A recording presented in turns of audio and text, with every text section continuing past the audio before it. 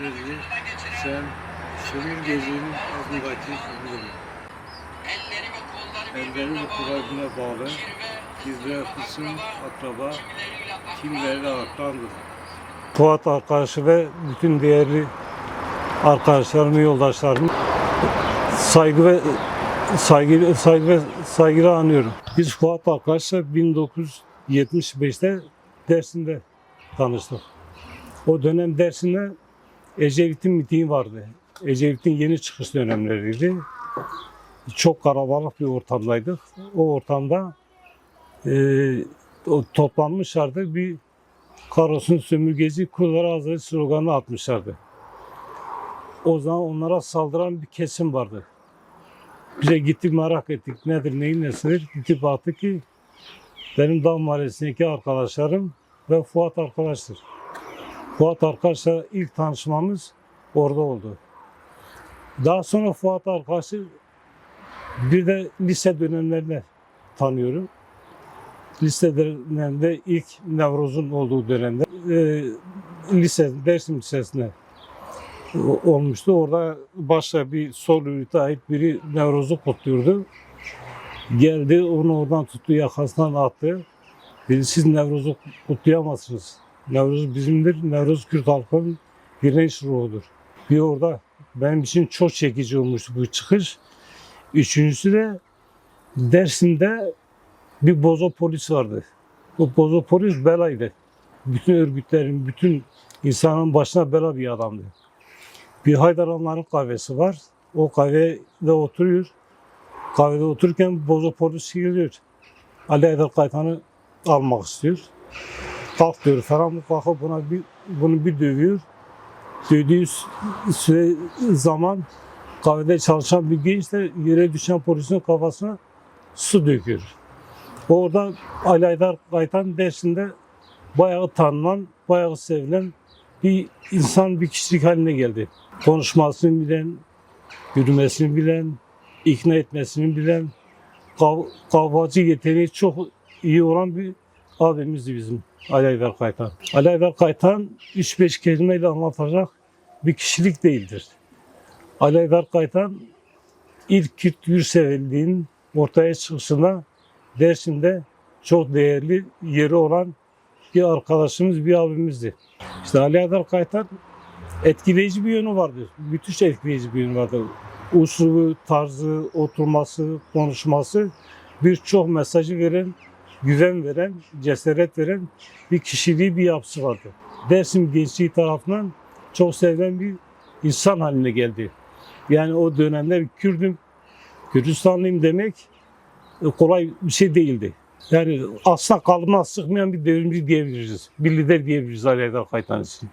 Böyle bir kişiliği var.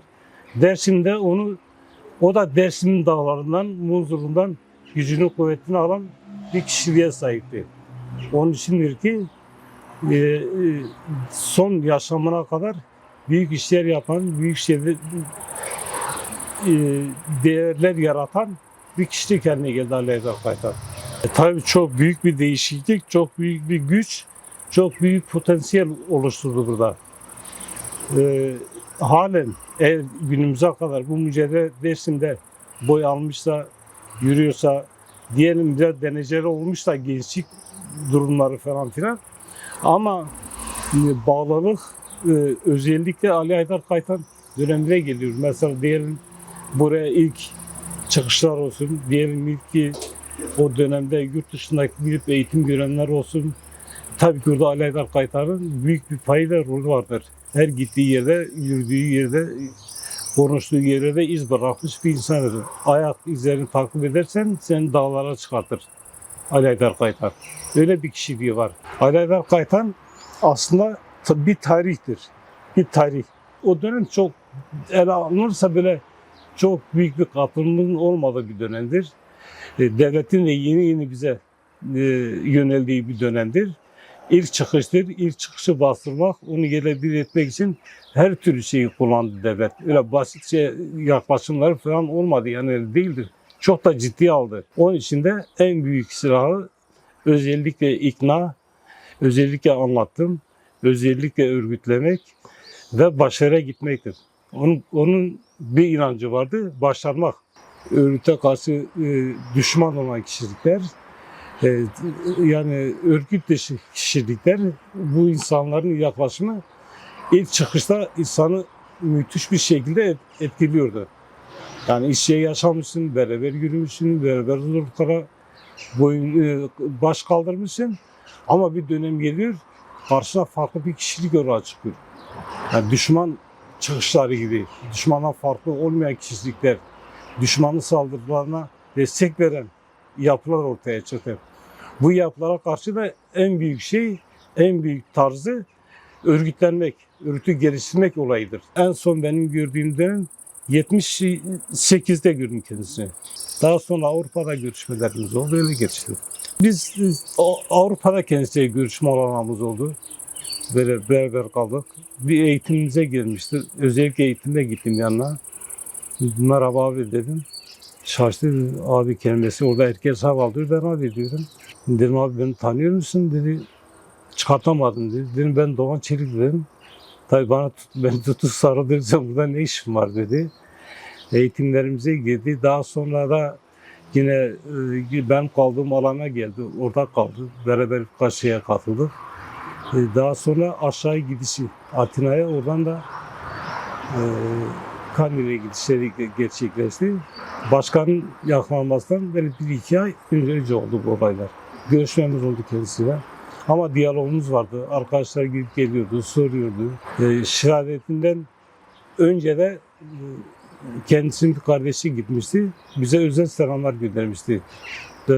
Metin Cansız'a özellikle. İkimize selam göndermişti. Öğrendiğimiz zaman çok üzüldük. Müthiş üzüldük. Müthiş bir kayıptır dedik. Öyle düşündük biz kendisini. Alışamadık yani. İnsan bazen bazı şehadetlere alışamıyor. Onu kaldıramıyor. Kaldırması çok güç olur. Yani zordur. İnsanı yaşarken anlatmak başkadır. Seni bırakıp gittikten sonra onu anlatmak en zor bir olaydır. En zor bir duygudur. Çok zor bir olgudur o. İnsanın kolu kanadı kırılıyor. İnsanın kolu kanadı kırılıyor. Çünkü Fuat'ı gezdiği yollarda görmek mümkündür. Oturduğu yerlerde görmek mümkündür. Gezdiği yollarda onu görmek mümkündür. Unutulacak veya edecek bir insan değildir. Bunlar unutulmayan bir gerçekliklerimizdir, değerlerimizdir bunlar. Bir Mazlum gibi, bir Kemal gibi, bir Hayri gibi, bir Sakine gibi. Bunlar böyledir. Mümkün değil böyle bir şey. Fuat bizim içimizdedir, yüreğimizdedir, beynimizdedir.